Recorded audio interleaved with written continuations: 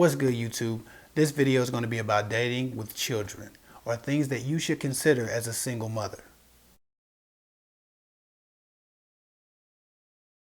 Dating with children can be hard.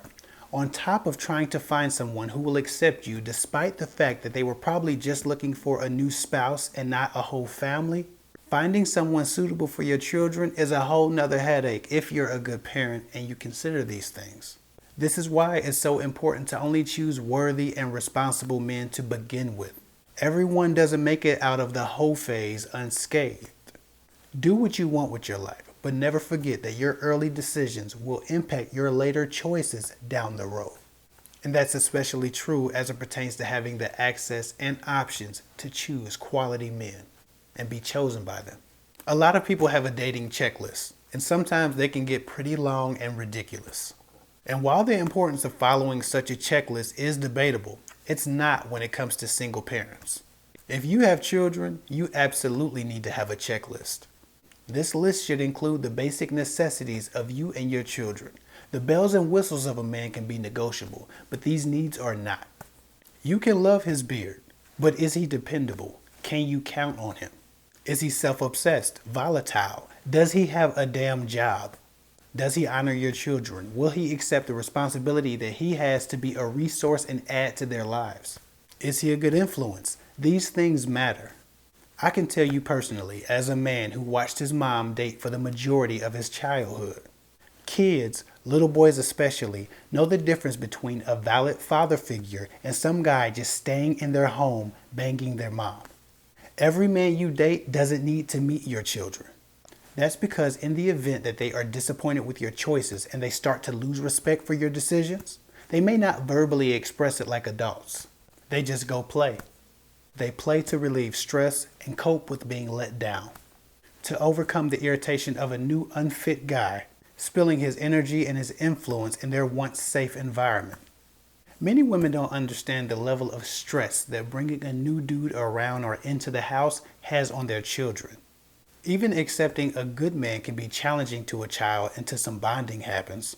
But so many women bring a new guy into the house with no realistic expectations of that man and their children bonding at all. It's all about them. Kids figure out pretty quickly if they were considered in your decision to bring a new man into your life. Your kids are watching and learning. Make sure they learn well from you. Let me explain something, ladies. A male and a man are two very different things. All it takes to be a male is a Johnson and some testicles. To be a man, though, it takes the ability to provide, integrity, responsibility, security, support, knowledge, leadership, and a little bit of pride in all those things. Some women are bringing males home to their children when they need to be bringing men home.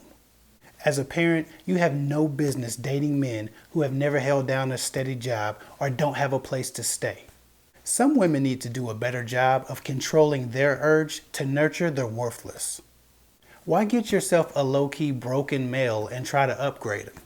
Spend that energy on raising your children to be strong adults. Upgrade them. Too many women out here are trying to raise their man. When his immaturity gets the best of you, it affects your children. At that point, their experience with you changes, and it's not fair to them. I'm so tired of watching women and mothers chase men who have nothing to offer their child. I'm gonna be honest, this type of foolishness pisses me off to no end. Speaking as a parent, anyone brought into your child's life ought to have a purpose to serve them. And if you don't have kids but you want them, you should consider a man's propensity to be a good father before you choose to lay down with him. You have to move with purpose. It can't just be about how sexy a man is or how much swagger he got or how he just does something to you or how fresh he is. To be honest, it seems like some women are incapable of having a crush on shit that actually matters. Does he have character or not? Does he love you or not? Does he consider your children or not? It can't just be about the way he talks or the way he hits it. What the hell will he do for your kids? What is he willing to do for them? Has he shown responsibility? Is he capable of serving someone other than himself? It's not just about you. You are shopping for you and your children. That man should possess their needs as well as yours. Too many women are out here dating as if they have no responsibility to their children. With that said, being a good girlfriend or wife should never trump being a good mother. A lot of women are running around here trying to keep some male happy when they have emotionally neglected their children and they don't feel as loved as they should. I can't tell you how many times I heard a woman with kids say something like, well, these are my kids. I take care of them. I got them. As if this man's indifference to her children is acceptable. So many mothers are with men because of what they're attracted to.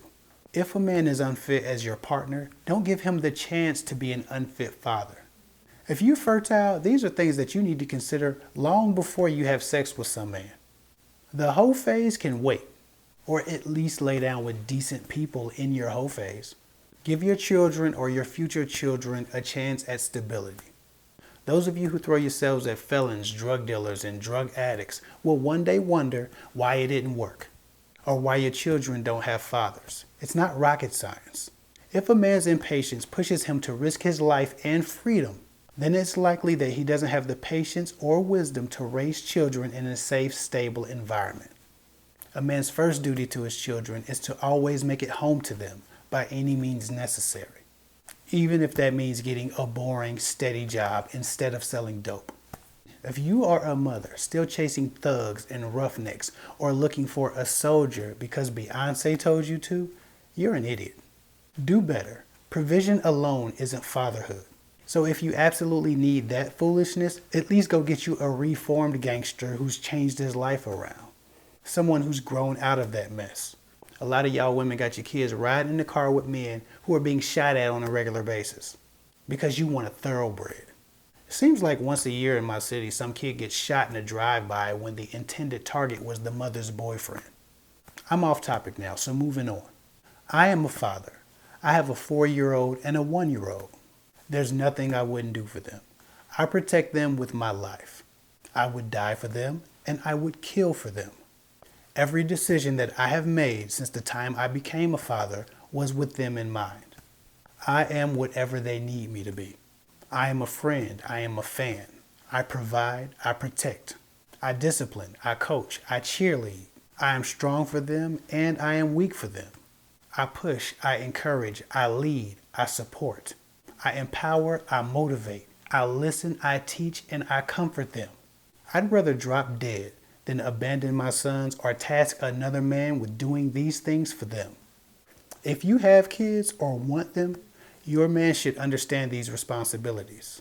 These type of men do exist. There are millions of them. They just have to be your type when you come across them. A lot of y'all aren't attracted to men like this. Moving with no purpose gets you no results. Your purpose as a parent should always be to put your child in the best position to succeed. And that's the end of my rant. That's all I have to say about that.